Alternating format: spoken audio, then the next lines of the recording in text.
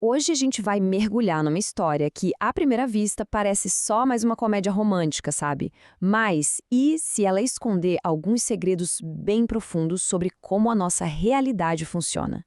É isso que a gente vai investigar em O Cavaleiro, a Professora e o Universo. Então, a pergunta que vai guiar a gente é essa: será mesmo que uma comédia de Natal daquelas bem leves pode, na verdade, ser uma grande metáfora para os mecanismos da nossa própria mente e do universo? Parece uma ideia meio maluca, né? Mas é exatamente isso que vamos explorar, usando o filme de 2019, Um Passado de Presente, como nosso estudo de caso. Vamos ver como essa história ilustra, de um jeito super claro, quase como um manual, os princípios da famosa lei da atração. Para a gente organizar as ideias, nosso caminho vai ter 5 paradas, tá bom? A gente começa com o pedido ao universo, passa pelo embate entre ciência e fé, depois entende o poder de agir como se, vê como a sincronicidade e o propósito entram em cena e, para fechar, a escolha deliberada. Então, vamos lá. Começando pelo começo. Parte 1. O pedido ao universo. Porque se a gente for seguir essa linha de raciocínio, tudo, absolutamente tudo, começa com uma intenção.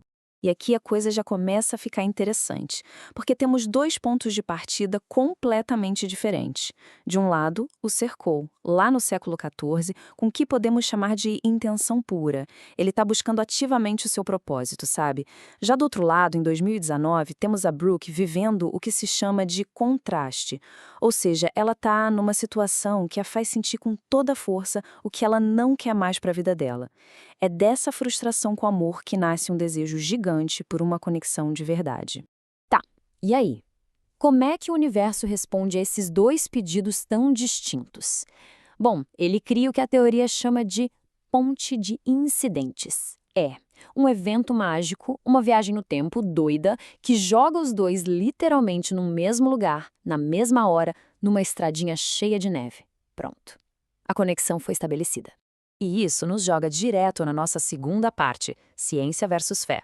Sabe, esse é o grande conflito que move não só a história do filme, mas, vamos ser sinceros, a vida de muita gente, né? Aquela divisão clássica entre duas maneiras de enxergar o mundo. Olha só que interessante essa comparação. De um lado, o paradigma da Brooke, o da ciência, da mente racional. Ela precisa de provas, de lógica. Para ela, o Circle só pode ser um caso de amnésia, de trauma. Faz sentido, né? Mas do outro lado, temos o paradigma do Circle, o da fé. É uma crença absoluta. Ele sabe quem ele é, e não importa o que aconteça ao redor, nada abala essa certeza. E aí a gente chega num ponto central. Dizem que a maior barreira para qualquer transformação, ou manifestação, como alguns chamam, é a dúvida. A Brooke é a personificação da dúvida. Já o Cercol, bom, ele parece que nem conhece essa palavra. E é aí que está o segredo do poder dele. Pensa bem, ele é jogado num mundo completamente bizarro, com caixas de metal velozes e oráculos mágicos, e mesmo assim ele mantém o que podemos chamar de vibração de cavaleiro. Ele não abre mão da sua identidade. Ele não se questiona, ele simplesmente é. Isso nos leva perfeitamente para a terceira parte. Vamos ver como isso funciona na prática, com o poder de agir como se. É aqui que a gente entende como uma crença interna pode de verdade começar a dar forma para a realidade lá fora. A definição é até que simples. Olha só. Agir como se é a prática de já assumir a identidade, ou jeito de agir, os sentimentos daquela pessoa que se quer ser ou da realidade que se quer viver. Tudo isso antes dela aparecer de verdade. É como viver a partir do final da história. E o Circle, nossa, ele é uma aula prática sobre isso. Lembra no filme? O jeito nobre de falar, a postura dele, aquela etiqueta de cavaleiro que ele usa pra tudo, até dentro de um supermercado. Ele não tá fingindo, percebe? Ele é um cavaleiro. E a sinergia dele, essa certeza, começa a respingar em tudo ao redor. E qual o resultado disso tudo? A convicção do Circle é tão forte que ela meio que empurra a Brooke para fora da caixinha dela. Aquela frequência de ceticismo dela começa a balançar. E aos pouquinhos, ela vai se abrindo para uma outra frequência, a da possibilidade. Ela começa a pensar: e se? E se for verdade? E é exatamente quando essa portinha se abre na mente dela que a gente entra na nossa quarta fase: sincronicidade e propósito. É aquele momento em que o mundo lá fora parece que começa a conversar com o que está acontecendo aqui dentro, sabe? Os sinais começam a aparecer. Porque olha só, o Sir Cole chega no nosso tempo com uma ideia bem fixa na cabeça sobre qual era a sua missão.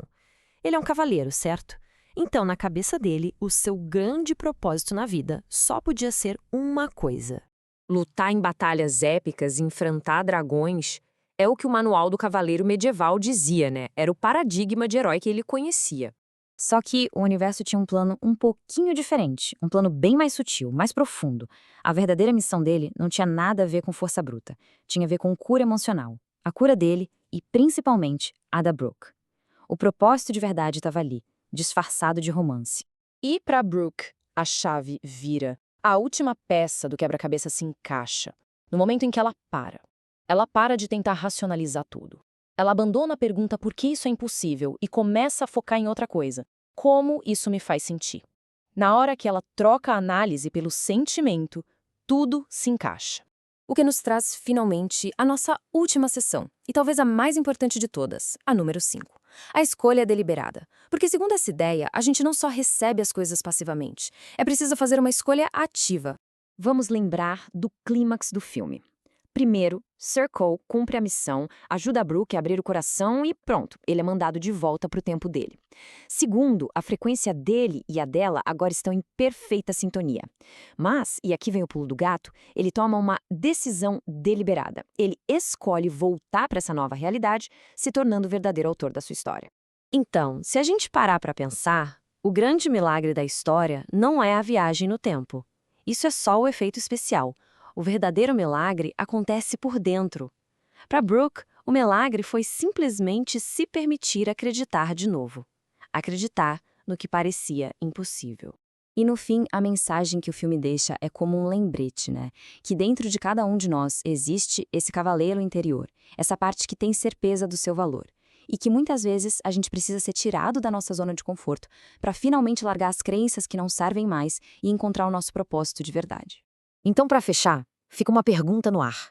E se o nosso verdadeiro propósito, aquela coisa grandiosa que a gente tanto procura, não estiver numa grande batalha, mas disfarçado, escondido nas conexões simples que a gente faz, nos corações que a gente ajuda a curar no dia a dia?